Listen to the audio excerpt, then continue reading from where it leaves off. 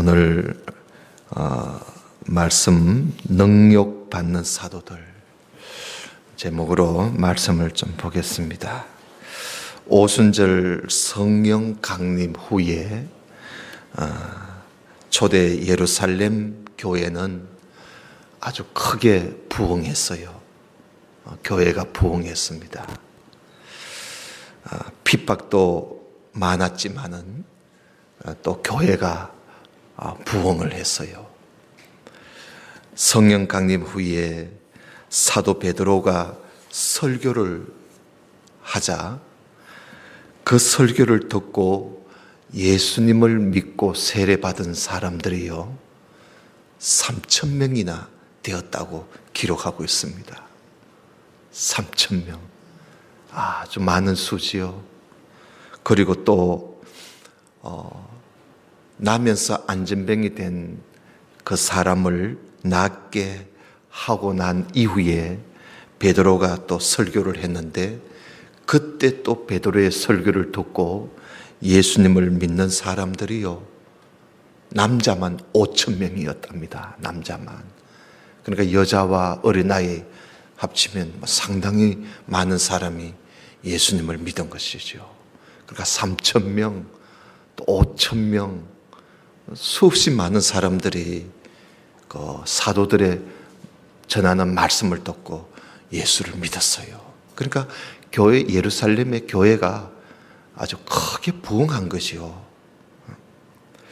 당시 예루살렘 교회의 모습을 우리 한번 보겠습니다. 여러분 2장에 한번 봐요. 2장 44 한번 보겠어요. 예루살렘 교회의 모습입니다.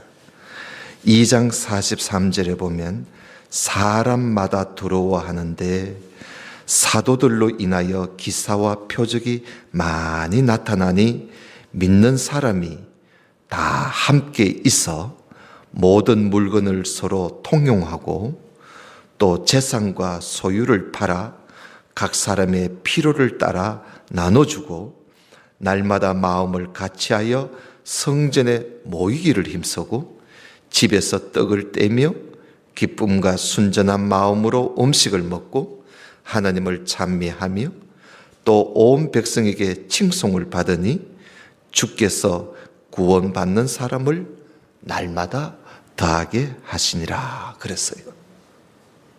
그 예루살렘 부흥하는 예루살렘 교회의 모습입니다. 근데 여기에 보면 믿는 사람들이 다 함께 있었다 그러지요. 집에 안 가고 모두 다 함께 있었어. 함께. 왜냐하면 유대교 사람들 때문에 그래요. 이 유대교 사람들이 참 사람들이 이 못된 사람들이라.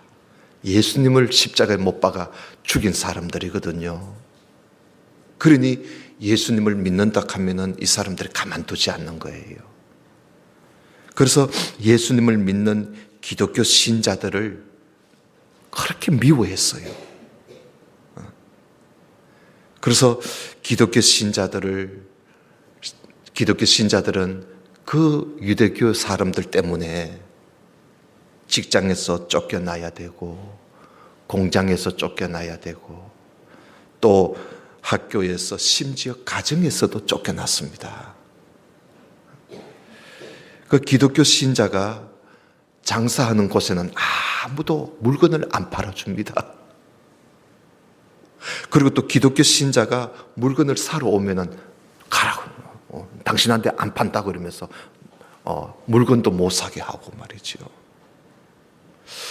그러다 보니까 기독교 신자들이 먹고 사는 길이 아주 어려워졌어요. 그래서 이들이 함께 모여서 살 수밖에 없었던 겁니다. 근데 그나마 재산이 있는 사람들이 좀 있어서 그 재산 있는 사람들이 자기 집과 밭을 팔아서 내놓으면 그 돈을 가지고 그래도 양식을 어떻게 사가지고 모두 다 돈을 못 버니까 벌 수가 없잖아요. 그래서 그 돈을 가지고 어떻게 양식을 사가 와가지고 함께 나누어 먹고 그렇게 지냈어요. 그러니까 예루살렘 교회는 교회의 재정이 남지를 못해요. 남을 수가 없습니다. 왜냐하면 먹고 사는 게 바빠가지고. 그래서 나중에는 예루살렘 교회가 그 재정이 아예 바닥이 나가지고요. 그래서 그 예루살렘 교회가 개척교회 하는 바울이 개척한 교회에 그 개척교회에 보조를 받았어요. 예루살렘 교회가 개척교회에다가 손을 벌렸어요. 그 개척교회가 예루살렘 교회를 보조하고 도우면서 그렇게 도와줘야 할 정도로 예루살렘 교회가 어려움에 처하게 돼서, 왜냐하면 돈만 있으면 먹고 살아야 되니까. 그래서 예루살렘 교회가 그렇게 힘들었어요. 그게 지금 뭐 논밭이 항상 있는 것도 아니고 그거 다 팔아먹어버리고 재산 다 팔아먹어버리니까 나중에는 팔 것도 없고 하니까 예루살렘 교회가 나중에는 상당히 어려워집니다. 그래서 여러분, 예루살렘 교회 같은 교회가 됐으면 좋겠다, 여러분 그런 생각하면 안 돼요. 예루살렘 교회는 너무너무 가난한 교회였습니다. 그런데 처음에는 참 부흥했어요. 우리 여기 4장 32절을 우리 또 한번 보겠습니다. 4장 32절. 오늘 우리 낮에 좀 봤는데요. 거기에도 보면은 초대 예루살렘 교회의 형편을 거기서도 좀 이야기하고 있어요. 4장 32절에 보면 믿는 무리가 한 마음과 한 뜻이 되어 모든 물건을 서로 통용하고 제 재물을 조금이라도 제 것이라 하는 이가 하나도 없더라. 사도들이 큰 권능으로 주 예수의 부활을 증거하니 무리가 큰 은혜를 얻고 그 중에 핍절한 사람이 없으니, 핍절하단 말은 가난한 사람이 없으니 이는 밭과 집 있는 사람들이 팔아서 그 판 것의 값을 가져다가 사도들의 발 앞에 두매 저희가 각 사람의 필요를 따라 나눠주더라. 여러분, 당시에 그 집 있고 밭 있는 이 부자들이 대단하지요. 이 부자들의 신앙이 참 대단합니다. 여러분, 부자가 이렇게 자기 재산을 팔아서 함께 나누자고 자기 재산을 팔아서 내놓는다는 거, 여러분 이거 쉬운 일이 아닙니다. 쉬운 일이 아니에요. 여러분, 예수님께서 부자에 대해서 말씀하신 적 있지요? 기억하십니까? 예수님이 이런 말씀을 하셨어요. 낙타가 바늘 구멍에 들어가는 것이 부자가 천국에 들어가는 것보다 쉽다 그랬어요. 그러니까 낙타가 바늘 구멍에 어떻게 들어갑니까? 못 들어가지. 부자가 천국에 들어가는 것보다 그게 쉽다는 거예요. 그만큼 부자는 천국에 들어가기가 힘든다는 거예요. 그만큼 이 부자가 이렇게 신앙으로 산다는 건 참 어려운 일인데, 오늘 여기 부자들 보세요. 사도들이 전하는 말씀을 듣고 은혜를 받으니까 이 부자들이 자기 재산을 아끼지 않고 다 내놓아서 팔아서 그 값을 사도들한테 갖다 주면 사도들이 그걸 나눠주고, 이렇게 그 당시에는요, 예수님을 믿으려면 순교자적인 각오를 해야 돼요. 요즘은 예수 믿으면 예수 믿는다고 누가 나를 때려 죽일 사람 없잖아요. 근데 여기 이 사람들은 예수님을 믿으려면 내가 죽을 각오를 하고 예수를 믿어야 돼요. 굶어 죽을 각오를 하고 예수 믿어야 되는 거예요. 심지어 기독교 신자들은요, 예루살렘에서 기독교 신자가 죽으면요, 그 예루살렘 땅에 장사도 못 지내게 했어요. 무덤도 못 세웠다니까. 그 정도로 핍박이 심했어요. 그런데도 이 사람들이 은혜를 입으니까, 그런 위협이 있는데도 많은 사람들이 3,000명, 5,000명, 그 수많은 사람들이 예수님을 믿었다는 겁니다. 대단하지요. 그 유대교 사람들의 그런 박해가 있었는데도 하물며 교회는 점점 더 커가고 있었습니다. 점점 더 부흥했어요. 왜 그런지 아십니까? 이유가 뭘까? 오늘 다시 2장으로 다시 한번 가봐. 우리 아까 봤던 2장을 다시 봐요. 2장에 보면은 그 부흥하는 비결이 3가지가 나와요. 그 2장에 가서 그 46절, 2장 46절을 다시 보시기 바랍니다.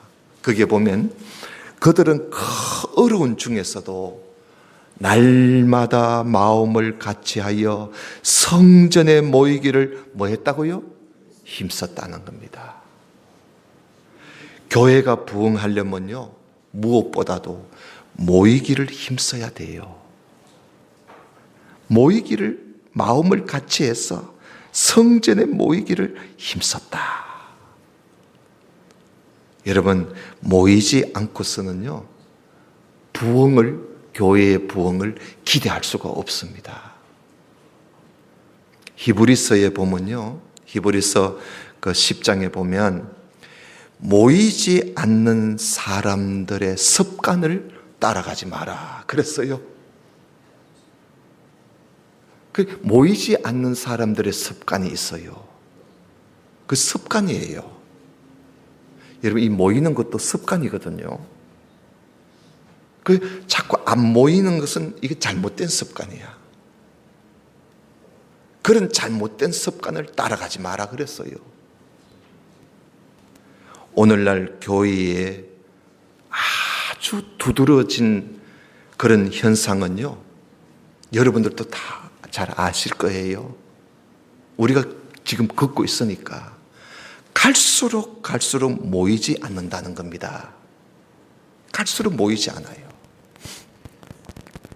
심지어 교회 법에요, 딱 정해놓은 예배 규칙이 있습니다. 그 교회 법에 정해놓은 그 정기 모임조차도 지금은요, 지키지 않습니다. 수요 예배를 아예 없앤 교회도 많아요. 수요 예배도. 주일 오후 교회에서 없앤 교회도 있지만 성도들 자기 자신이 주일 오후 예배 없앤 교인들도 많아요.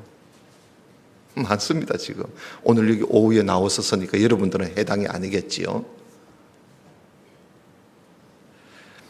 자꾸 모이는 것을 귀찮아하고 번거롭게 생각하고 있는 것이 오늘날 기독교 신자들의 모습입니다. 귀찮다는 거예요. 번거롭다는 거예요. 여러분, 성경 읽어보면요, 이스라엘이 멸망하기 전에, 이스라엘이 무너지기 전에 그들이 어떻게 했는지 아십니까? 구약 성경 제일 마지막 말라기에 보면요, 말라기서에 보면은 1장 13절에 보면 이스라엘 백성들이 하나님께 나와서 예배를 드리는 것을, 제물을 드리는, 예배를 드리는 것을 이들이 얼마나 번패스럽게 생각해요. 번패스럽다는 말은 얼마나 귀찮아했는지, 아주 코웃음을 치면서 귀찮아했다고 그렇게 기록되어 있습니다. 하면서 하나님 앞에 예배 드리는 것을 아주 귀찮아 여겼습니다. 이스라엘 백성들이, 이스라엘이 멸망하기 전에 그 이스라엘 그 성도들의, 백성들의 모습입니다. 그게. 오늘날 기독교인들이 이렇게 모이기를 싫어한다면 교회의 부흥은 다시 오지 않습니다. 물 건너갑니다. 그리고 또 오늘 여기 또 보면요, 2장 거기에 보면 또 거기 또 그 다음 절 46절을 보세요. 또 성전에 모이기를 힘쓰고, 그 다음에 집에서 떡을 떼며 기쁨과 순전한 마음으로 음식을 먹고 하나님을 찬미했다. 그래요. 이건 뭘 의미합니까? 집에서 밥 먹은 걸 말합니까? 아니에요. 성찬을 말합니다. 성찬. 성찬을 행하는 그들의 모습을 이야기하고 있는 겁니다. 교회가 부흥하기 위해서는요, 무엇보다도 두 번째는 구원의 기쁨과 순전한 마음, 깨끗한 마음, 거룩한 마음이 있어야 한다. 이겁니다. 하나님 앞에 나올 때 구원의 기쁨과 순전한 마음, 거룩한 마음이 있어야 한다. 우리 그리스도인들이 세상의 기쁨보다도 구원의 기쁨이 넘치고 넘쳐야 되고, 그리고 깨끗하고 순전한 마음을 가지고 주님께 나와야 되는 거예요. 기독교인들이 세상 사람들보다 더 세상적이고 더 더럽고 더 악한 마음을 가지고 산다면 교회의 부흥은 기대할 수가 없는 것이지요. 오늘날 우리 기독교인들의 삶이 세상 사람들이 보기에 과연 어떻게 보일까? 이런 거 생각해 봤습니까? 세상 사람들이 오늘날 기독교인들을 볼 때 어떻게 볼까? 그동안 한국 교회는 수십 년 동안 그저 사람들을 끌어모으는 데만 정신을 다 팔았습니다. 사람 끌어모으는데 그게 하나의 경쟁이 되었어요. 그러다 보니까 반드시 교회가 해야 할 말씀을 가르치는 교육을 제대로 하지를 못했어요. 그러다 보니까 오늘날 기독교인들이 모양은 기독교인인데 기독교인으로서의 능력은 완전히 제로입니다. 완전히 제로야. 경건의 모양은 있지만 경건의 능력은 제로예요. 구원의 기쁨도 없고, 구원의 기쁨이 없어. 꼭 직장 나가듯이 교회를 나가고 있어요. 꼭 학교를 가듯이 교회를 가고 있는 거야. 구원의 기쁨도 없고 거룩함도 없고 그저 앉기만 하면 축복, 축복, 축복, 축복. 미신적인 신자가 다 돼버렸어요. 복 받으려고만 하지. 이래 가지고는 더 이상 교회의 부흥은 기대할 수가 없습니다. 오늘날 교회 성도들은요, 다시 성경으로 돌아가야 합니다. 성경으로 돌아가야 돼요. 그래서 구원의 기쁨을 다시 찾아야 돼요. 구원의 기쁨을 다시 찾고 하나님의 말씀을 제대로 배우게 되면 성도들은 순전해집니다. 거룩해집니다. 거룩한 삶을 살게 되고, 그래서 성도가 성도답고 교회가 교회다울 때 전도가 되고, 그리고 선교가 되는 거예요. 그리고 또 한 가지, 세 번째 보니까 예루살렘 교회가 부흥할 당시 있었던 또 하나의 모습이 뭐냐 하면요, 그 47절에 보니까, 2장 47절에 보니까 성도들이 온 백성에게 칭송을 받았다, 그래 되어 있습니다. 온 교회 성도들이 온 백성에게 칭송을, 여러분, 이게 칭송을 받았다는 말은 칭찬받았다는 말이 아닙니다. 칭찬받았다는 말이 아니고, 이게 원어적으로 보면요, 온 백성에게 은혜를 입었다, 이 말입니다. 은혜를 입었다. 온 세상 사람들한테 은혜를 입어요, 교인들이. 여러분, 교회가 부흥하려면요, 세 번째가 교회가 모든 사람들에게 은혜를 입어야 합니다. 은혜를 입어야 돼요. 교회가 사람들에게 지탄을 받는다면, 욕을 얻어먹는다면 누가 교회를 찾겠습니까? 성도가 이웃들에게 은혜를 입지 못하고 그저 손가락질을 받고 욕을 얻어먹는다면 누가 교회를 다니겠습니까? 오늘날 여러분들도 텔레비를 봐서 잘 아시지요? 오늘날 교회가, 목사가, 교인들이 세상 사람들한테 은혜를 입는 게 아니라, 은혜를 받는 게 아니라 손가락질을 받고 있습니다. 손가락질을.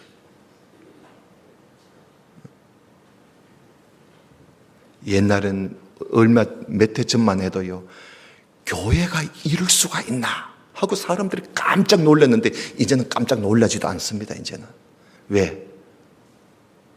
이제는 교회가 뭐 그럴 것이다 하고 이제는 교회도 교회같이 보질 않습니다. 이제는. 예루살렘 교회 성도들은요, 비록 유대교 사람들에게 박해를 받았지만은 이웃 사람들한테는요, 언제나 은혜를 입었습니다. 이웃 사람들은 그저 교회 사람들이라 하면 그렇게 친절하게 대하고 호의로 대하고 그렇게 호의를 베풀어 주었어요. 그게 은혜 입었다, 칭송 받았다는 말이 그 말입니다. 그래서 이웃 사람들이 한테 가면, 그래서 교회 기독교 신자들이 오면 이웃 사람들이 아이고 하면서 그렇게 모두 다 호의를 베풀고 친절을 베풀었는데 요즘 어때요? 왜냐하면요, 예루살렘 교회 신자들이 너무나 밝고 그 어려운 중에서도 그 사람들이 친절하고 예의가 바르고 하니까 이웃 사람들이 기독교 신자라 하면 은혜를 베풀어 주었어요. 그래서 이 예루살렘 교회 신자들은 이웃 사람들에게 그래서 항상 좋은 면을 보여주었던 것이죠. 은혜를 받았다. 오늘날 우리 기독교 신자들과 한번 비교를 한번 해서 생각해 보십시오. 우리는 어떻습니까? 우리 이웃 사람들이 여러분에게 어떻게 대하고 있습니까? 이웃 사람들한테 내가 호의를 받고 있습니까? 이웃 사람들이 나한테 친절하게 대해줍니까? 우리가 이웃 사람들한테 은혜를 입고 있습니까? 여러분 어떻습니까, 여러분? 오늘날 우리가 세상 사람들에게, 이웃 사람들에게 칭송을 받고 있으면 교회는 부흥하게 됩니다. 부흥하게 됩니다. 그저 골목으로 다니다가도요, 밉든지 곱든지 간에 동네 사람 다 알잖아요. 그저 알면 인사하세요. 교회 안 나와도 그저 알면 먼저 인사하고, 아유 안녕하십니까, 인사해봐요. 나중에는 그 사람이 나한테 먼저 인사합니다. 우리 골목 다니면서 말이죠, 누구든지 그저 알든지 모르든지 그저 밝게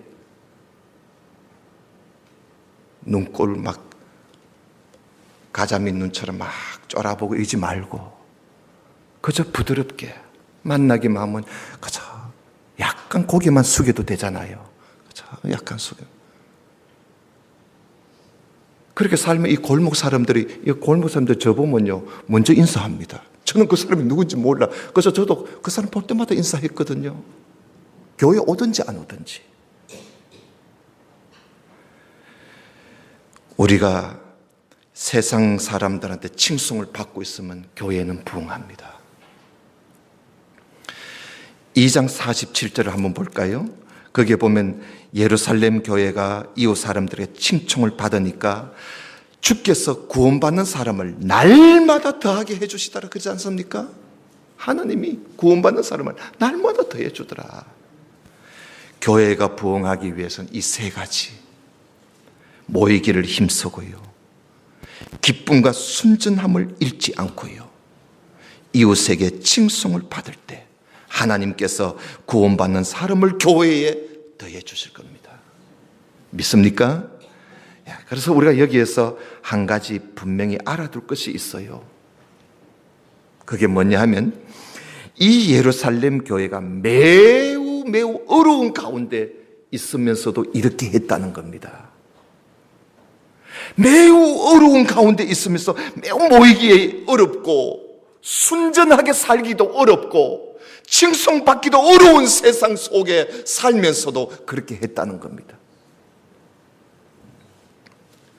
교회는요, 핍박과 박해 속에서 교회는 부흥합니다. 박해가 없고 평안해지면요, 교회가 부흥할 것 같지요? 않습니다. 절대로 부흥하지 않습니다. 오히려 타락합니다. 타락해요. 초기 예루살렘 교회는 박해 속에서 부흥했다는 것. 사도들로 통하여 많은 기적이 일어나자 많은 사람들이 주님께로 돌아왔습니다. 여러분 5장 12절을 한번 보십시오. 5장 12절에 보면 사도들의 손으로 민간의 표적과 기사가 많이 되매 믿는 사람이 다 마음을 같이하여 솔로몬 행각에 모이고 그 나머지는 감히 그들과 상종하는 사람이 없으나 백성이 칭송하더라. 믿고 주께로 나오는 자가 더 많으니 남녀의 큰 무리더라. 심지어 병든 사람을 메고 거리에 나가 침대와 요 위에 뉘고 베드로가 지나갈 때에 혹 그 그림자라도 네게 덮일까 바라고 예루살렘 근업 허다한 사람들도 모여 병든 사람과 더러운 귀신에게 괴로움을 받는 사람을 데리고 와서 다 나음을 얻으니라. 여러분, 사도들로 통해서 많은 기적이 일어나고 믿는 자의 수가 많아지니까요, 그걸 또 배아파하는 사람이 있습니다. 그걸 싫어하는 사람이 있어요. 그게 누구냐? 바로 사탄입니다. 사탄은 교회가 부흥하는 것을 싫어해요. 그래서 이 사탄은 그 당시 종교 지도자들에게 마음에 쑥 들어가가지고 종교 지도자들의 마음 속에 시기심을 잔뜩 넣어줘가지고 그 시기심을 일으켜서 교회를 핍박하게 만듭니다. 그래서 여러분 5장 17절 한번 봐요. 5장 17절에 보면 대제장과 그와 함께 있는 사람 즉 사두개인의 당파가 다 마음에 뭐가 가득하여? 시기가 가득하여 일어나서 사도들을 잡아다가 옥에 가두었더니 주의 사자가 밤에 옥문을 열고 끌어내어 가로되 가서 성전에 서서 이 생명의 말씀을 다 백성에게 말하라. 사탄이 그렇게 해도요, 하나님께서 풀어줍니다. 그래서 이 사도들은 옥에서 나와가지고 새벽에 성전에 서서 하나님의 말씀, 생명의 말씀을 열심히 새벽부터 가르쳤어요. 근데 이 사실을 늦게 알게 된 이 종교 지도자들이 이 사도들을 잡아 옥에 있는 줄 알았는데 이들을 어떻게 풀려나가지고 말씀을 가르치고 있으니까 이들을 다시 잡아옵니다. 다시 잡아와서 이번에는 백성들이 그 사도들의 말을 듣고 은혜를 받은 백성들이 너무 많아서 백성들이 눈치를 봐가면서 사도들한테 심하게 하지는 못하고 그저 끌고 왔어요. 끌고 와서 5장 27절을 보십시오. 27절에 보면 저희를 끌어다가 공회 앞에 세우니 대제사장이 물어 가로되 우리가 이 이름으로 사람을 가르치지 말라고 응금하였으되 너희가 너희 교를 예루살렘에 가득하게 하니 이 사람의 피를 우리에게 돌리고자 함이 아니냐 하니까 베드로가 뭐라고 답변합니까? 여러분 그 29절 봐요. 베드로와 사도들이 대답하여 가로되 사람보다 하나님을 순종하는 것이 마땅하니라. 아주 유명한 말씀을 하지요. 사람보다 하나님을 순종하는 것이 이게 마땅치 않느냐. 그러면서 그 자리에서 예수님을 팍 전합니다. 전도를 해요. 그러니까 이 대제사장과 지도자들이 이걸 듣고 더 크게 화를 내고 노해서 이번에는 사도들을 죽이려고 해요. 여러분 그 33절 봐요. 저희가 듣고 크게 노하여 사도들을 없이 하고자 할세. 사도들을 죽이려고 했던 거야.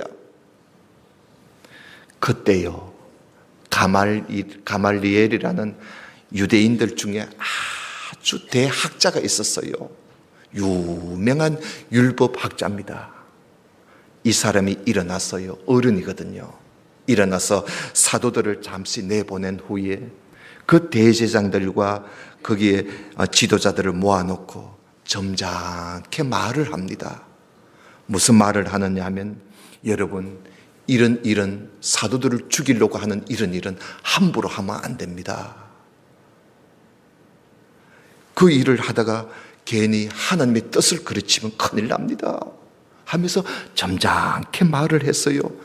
그러니까 이 사람들이, 그 어른이 말을 하니까 사도들을 죽이지 않고 다시 사도들을 부릅니다. 불러서 40절 봐요. 40절에 보면 저희가 옳게 여겨, 가말리엘의 말을 옳게 여겼다 이 말입니다. 옳게 여겨 사도들을 불러들어 채찍질하지요. 두드려 패요. 채찍질을 하고 예수의 이름으로 말하는 것을 금하고 다시는 예수의 이름으로 말하지 마라 하고는 내보냅니다. 그런데 사도들 보세요.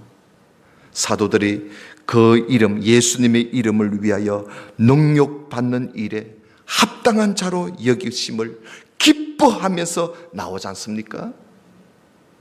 그리고는 이 사도들이요, 42절에 보니까 날마다 성전에 있든지 집에 있든지 예수는 그리스도이시다 라는 것을 가르치고 전도하는 일을 쉬지를 않아요.